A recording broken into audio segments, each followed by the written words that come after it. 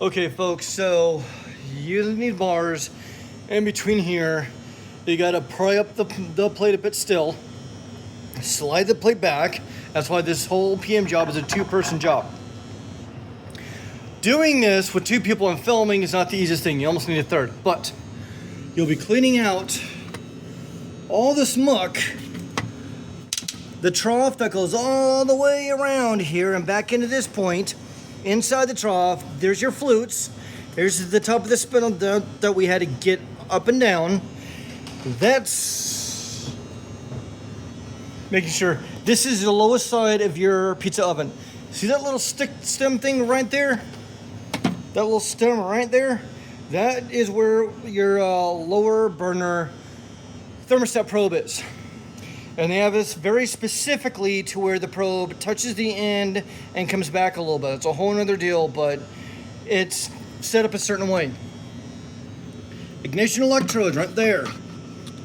So those three wires, your ignition electrodes, sensor, flame.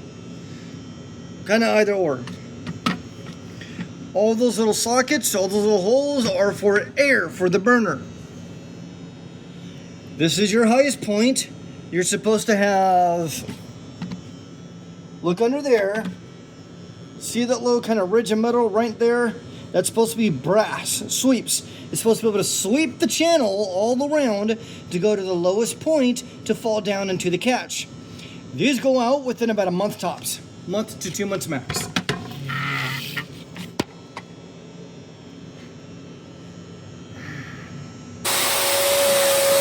Currently he is sucking all the muck out of the trough. PVC we found to be the smartest and best way to do this.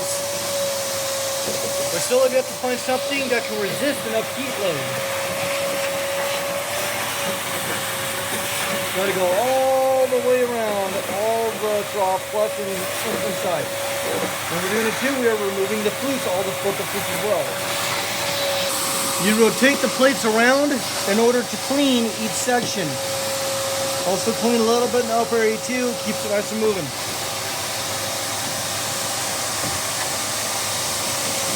One thing when removing the Allens too, add oil to them.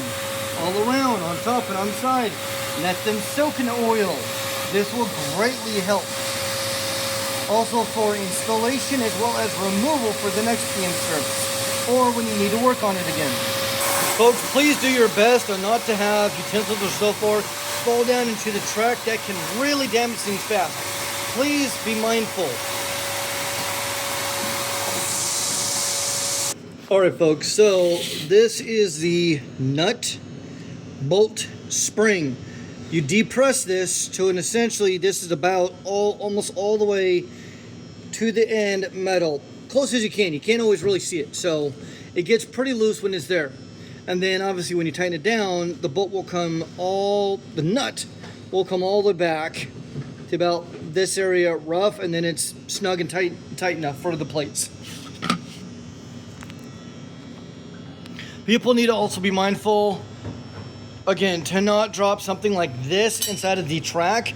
This will mess things up. If this catches the metal, we have no way of getting it out but to perform this, to pull this up and so forth. We have no other way to do it. We can pop the plates, but it's also a lot more involved. Looks nicely clean too.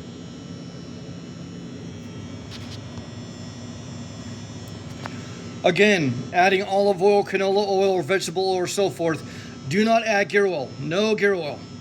That will help loosen it up, help move it a lot better, a lot easier. Slide the plates in place, cleaning up. Remember to always clean up your plate tracks and so forth. It'll just make the whole job a lot nicer and a lot easier. And it sets up the next person for the job too. Quick note to add, when adding gear oil, get yourself an oil can. It will help to reach in there. I definitely suggest twice as long as that neck. That's about a 4 or 5 inch neck top. Longer neck tube. Okay, so as he's doing it, he's pouring it into the track and so forth on the bolt and all that. Making it kind of lube up a little bit. Nice and easy slide. Alright folks, so we got the plates back down. That is about what this, with your dough thing, that's pretty good what you want. kind of makes it as a bit of a leveler, and turning it around, it should be fine. So it's not gonna, it shouldn't have an actual issue. So then you see all that, and then you try to line as close to the bolt markings internally as the threads. You have to line these two up. If these aren't aligned, this is detrimental to be aligned. If not, you will screw the threads up and it is toast.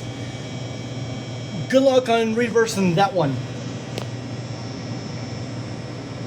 Reality, I see my markings. The plate could possibly be snitch lower, but we're not going to do that. It's about as flush as we're going to get. So that's about, even if you look at from the bolt holes going on up to how it lines down, we already lubed all the thread, put it down nice and slow. It's about where you want it. Try and make a bit of a mental note.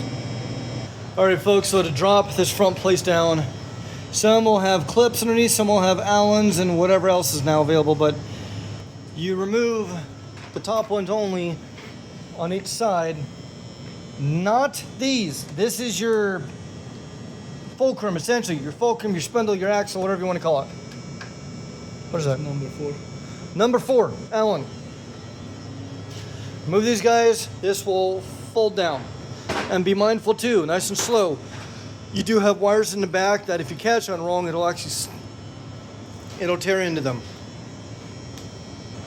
So this is why you want to slowly do it. Got all these wires, the PLC, the other computer boards. You got a touchscreen computer.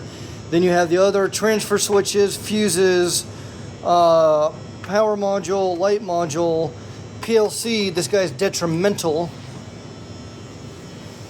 Extra cables, cords, thermostat wires, and so forth. Ignition control module for the lower. This controls everything.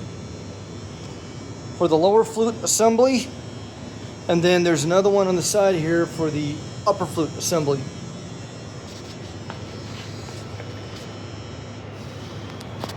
These are your thermostat wires.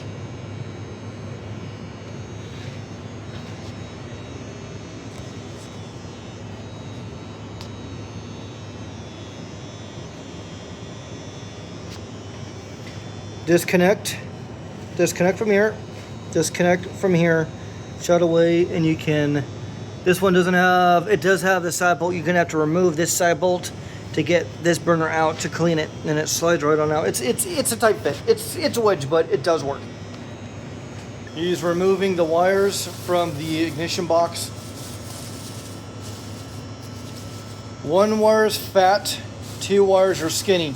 They're smaller heads. Lots more heads. You'll know pretty easily on there which way it goes. You can also label them 1, 2, 3, 3, 2, 1. It just makes it easier. Yeah, this one I'll label. Already has a number. Yeah, see, these guys are already labeled. We did that just to be smart and not stupid. And then you disconnect it from this here, pull it out of the way. On this version, you need to remove that bolt in order to slide this out, and you pull from this guy in the center, and then when it gets over halfway through, you lift up with it, because this is the giant box that comes out with a huge flute.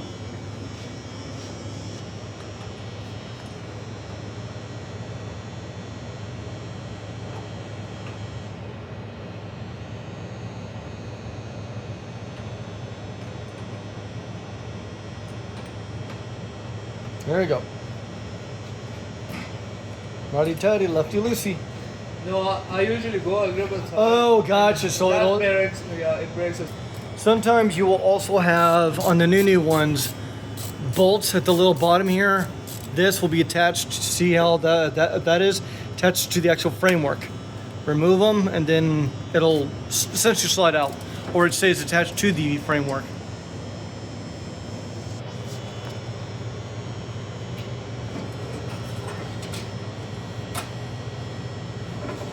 Well, he's got it nice and easy. That's why he has a bag down, because muck will come on out, so he has a bag laying down. And then that's it. That's removal of the flute. We'll clean up inside of there a bit more. Clean up the electrodes with the wire brush. And then it should be, then that's essentially it, literally for that part. Then you put it back in.